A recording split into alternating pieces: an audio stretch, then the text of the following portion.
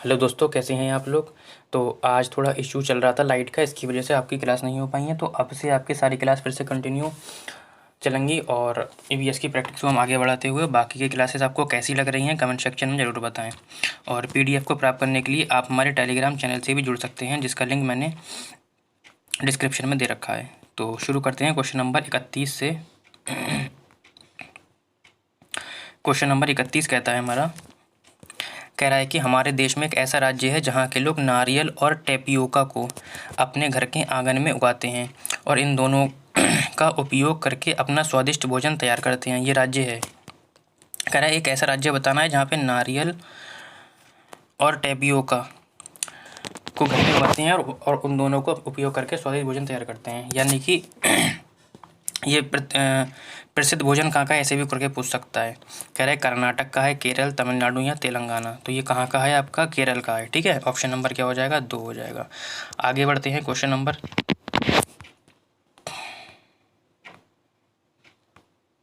32 की ओर। Question number 32 कहता है आपका कि एक शहरी परिवेश में कोई सब्जी बेचने वाला अपने उत्पाद को लंबे समय तक नहीं रख सकता और इस कारण तुरंत ही उसे कम दामों में बेचने का निर्णय कर लेता है।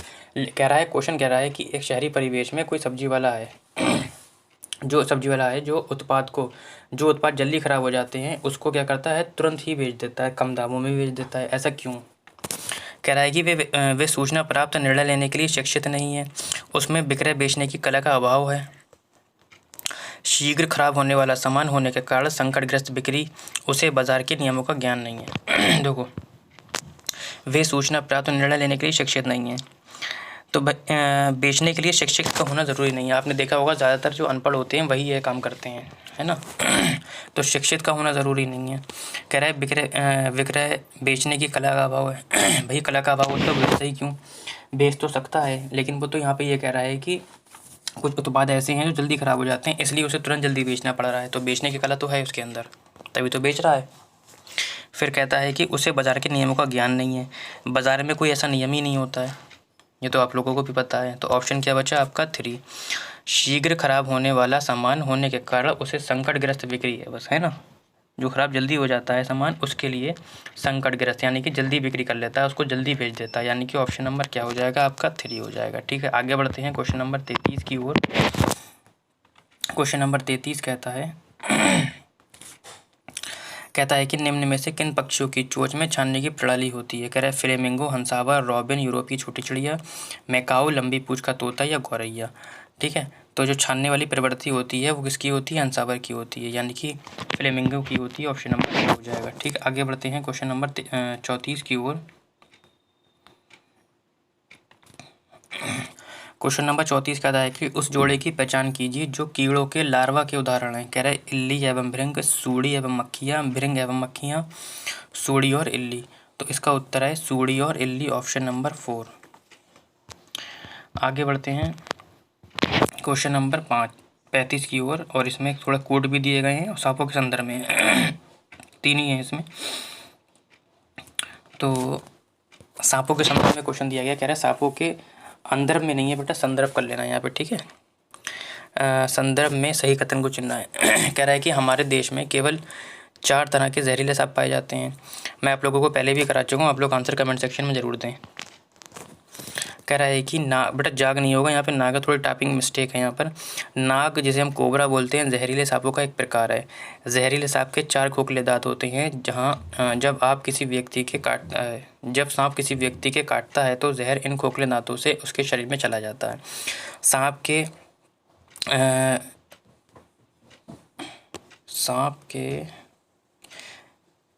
बेटा यहाँ पे होगा, सांप के जहर की दवाई सांप के जहर से ही बनाई जाती है, ये ऑप्शन होगा यहाँ पे। ठीक है, अब कह रहा है कि कौन सा कथन सही है। देखो, हमारे देश में केवल 4 प्रकार के सांप पाए जाते हैं, बिल्कुल। कौन कौन से पाए जाते हैं, नाग,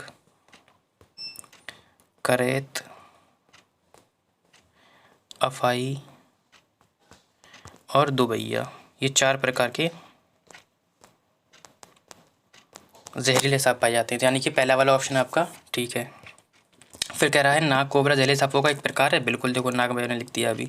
जहरीले सांप के 4 खोखले दांत होते हैं, तो यहाँ पे 4 नहीं होते हैं बेटा, 2 खोखले दांत होते हैं। कितने? 2 खोखले दांत होते हैं, यानी कि ऑप्शन नंबर 3 गलत हो गया। तो ऑप्शन नंबर 3 जिसमें भी है वो गलत हो जाएगा, है ना। देखो ये गलत, ये गलत। फिर कह रहा है कि सांप के जहर से दवाई, सांप के काटने की दवाई सांप के जहर से ही बनाई जाती है। बिल्कुल, ये भी ऑप्शन ठीक है ना, जिसे हम सीरम बोलते हैं। तो ऑप्शन नंबर 1, 2 और 4 देख लो किस में आएगा। ये आएगा, थोड़ी टाइपिंग मिस्टेक है, आप लोग सही कर लेना, ठीक है। ऑप्शन इसका क्या हो जाएगा? सी हो जाएगा। ठीक, आगे बढ़ते हैं क्वेश्चन नंबर। जिराफ के संदर्भ में कह रहा है कि निम्नलिखित कथनों पर विचार कीजिए। कह रहा है जिराफ की गर्दन लंबी होती है, जिराफ की गर्दन ऊंचे पेड़ों से पत्तियां खाने के लिए अनुकूलित हो जाती हैं। कह रहा है उपरोक्त में से कौन सा कथन सही है? कूट ये दे रखे हैं, केवल 1, केवल 2, 1 और 2 दोनों, ना तो 1 ना तो 2। तो पहले नंबर से आते हैं। कह रहा है जिराफ की गर्दन लंबी होती है, बिल्कुल ऑप्शन ठीक है। कह रहा है जिराफ की गर्दन ऊंचे पेड़ों से,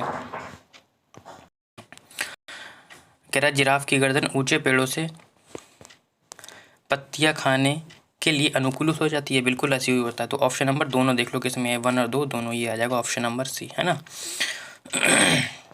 और एक बात और, इसके जिराफ के संदर्भ में ये सबसे कम सोता है, सबसे कम सोने वाला पूछे, और ऑप्शन में सबसे कम सोने वाला, और ऑप्शन में हाथी और आपका जिराफ दोनों हों तो आप जिराफ को टिक लगाएंगे, और नहीं है तो हाथी को लगाएंगे। ठीक, आगे बढ़ते हैं क्वेश्चन नंबर 37 की ओर।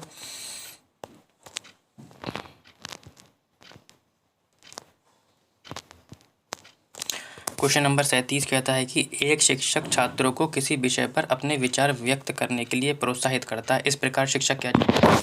मतलब क्वेश्चन पूछना ये चाह रहा है कि एक शिक्षक छात्रों को किसी विषय पर अपने विचार को व्यक्त करने के लिए कहता है, कह रहा है बच्चों से कह रहा है कि आप अपने विचार व्यक्त कीजिए। तो इसका मतलब क्या हुआ? एक शिक्षक क्या चाह रहा है? कह रहा है कि छात्रों को अन्वेषणात्मक बनाएं, छात्रों को अर्थपूर्ण और विचारशील बनाएं, या समय बिताएं, कक्षा में शोर मचाएं।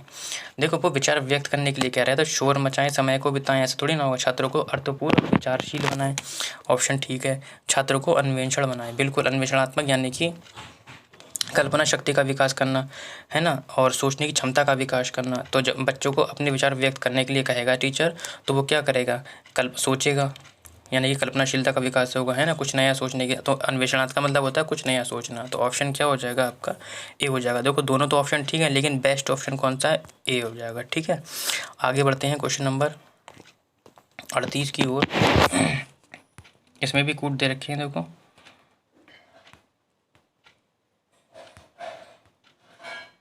ठीक है, पूरा क्वेश्चन आ गया है। आगे बढ़ते हैं क्वेश्चन नंबर 38 की ओर। कह रहे हैं ऑनलाइन कक्षाओं की अवधि में एक ईवीएस शिक्षिका दृष्टिबाधित विद्यार्थियों का कैसे शिक्षण करेगी? ठीक है, कह रहे हैं ऑनलाइन कक्षाओं की अवधि में एक शिक्षिका दृष्टिबाधित विद्यार्थियों के कैसे शिक्षण करेगी? कह रहे हैं आवाज़ में संदेश साझा करके, बिल्कुल आवाज़ के साथ साथ संदेश भी देगी हाथों से, ढेर सारा मौखिक व्याख्या का उपयोग करके, सहपाठी के द्वारा व्याख्या करके, और ठोस अनुभवों का उपयोग करके। तो आप लोग समझ गए होंगे। देखो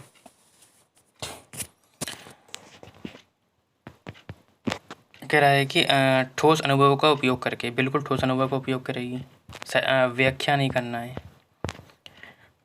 व्याख्या शब्द इम्पॉर्टेंट, मैंने बताया था, व्याख्या शब्द जैसे ही आ जाए वो निगेटिव हो जाता है सी टेट में। तो व्याख्या वाला शब्द तो आप काट दीजिए, यानी कि बी और सी जिसमें है काट दीजिए, बी इसमें भी कटेगा। तो ऑप्शन क्या होगा भाई?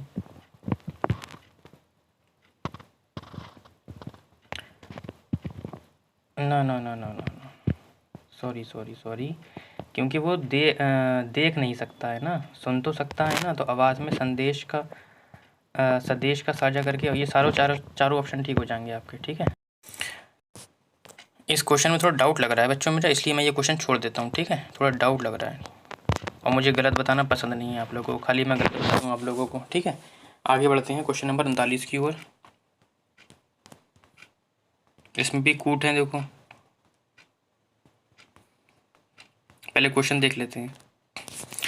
क्वेश्चन कहता है कि श्रवण बाधित बच्चों की शैक्षिक आवश्यकताओं के प्रबंध के लिए शिक्षिका को ऑनलाइन शिक्षण में रूपांतर करना चाहिए। कह रहा है जो श्रवण बाधित हैं, सुनने में बाधित बच्चों की शैक्षिक आवश्यकताओं के प्रबंध के लिए शिक्षिका को ऑनलाइन शिक्षण में क्या चेंज करना चाहिए। कह रहे हैं ऑनलाइन कक्षा के दौरान विशेष शिक्षक की सहायता लेकर, केवल उनके लिए ऑनलाइन कक्षा का प्रबंधन करके, उपशीर्षकों को और साथ साथ अनुशीर्षकों को अपने वीडियो और पीपीटी में से जोड़ना या अधिक दृश्यों का उपयोग करना। ठीक है, देखो केवल शब्द आ गया। ऑनलाइन कक्षा के दौरान विशेष शिक्षक की ज़रूरत नहीं है, अभी तो शिक्षक हो। अधिक दृश्यों का प्रयोग करना ज़रूरी नहीं है, तो ऑप्शन क्या है, केवल आपका सी है। ठीक है, तो ऑप्शन क्या हो जाएगा आपका सी केवल। ठीक है, क्वेश्चन नंबर 40 लेते हैं, जो कि आखिरी क्वेश्चन है।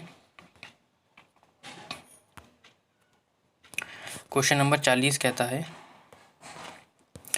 है कि सेवापूर्व शिक्षक अपने नैतिक मूल्यों, व्यक्तित्व हित और अभिरुचि को जानने के लिए उपयोगी कराएं। ठीक है, कह रहे हैं रचनात्मक आकलन का ऊपर रखो, योगात्मक आकलन, स्व आकलन या रचनात्मक योगात्मक दोनों आकलन। कह रहा है सेवापूर्व शिक्षक अपने नैतिक मूल्यों, व्यक्तित्व हित और अभिरुचि को जानने के लिए, मतलब अपने लिए वो कह रहा है ना, शब्द काय का इस्तेमाल करा, अपने नैतिक मूल्यों को, तो यानी कि वो खुद का आकलन करेगा, यानी कि स्वयं का आकलन करेगा। ऑप्शन नंबर 3 हो जाएगा। ठीक है, तो बच्चों आज की क्लास आपको कैसी लगी कमेंट सेक्शन में ज़रूर बताएं।